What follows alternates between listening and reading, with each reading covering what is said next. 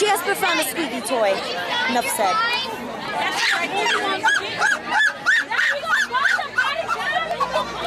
You can do limbo like Rick.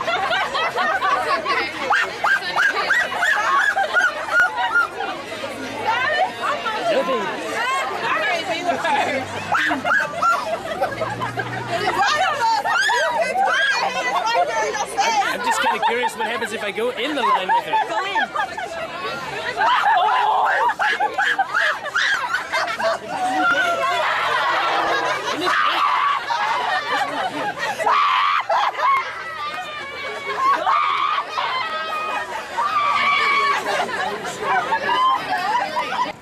So explain what's going on, Jynx. We found our friend again. Well, we found our friend, the squeaky toy, and we brought Fatso over with a secret to maybe kind of give her a... Hi. She's in a car, though. She's walked in there.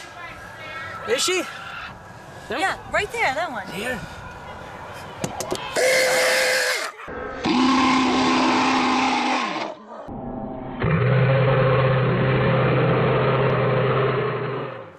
Hee hee hee.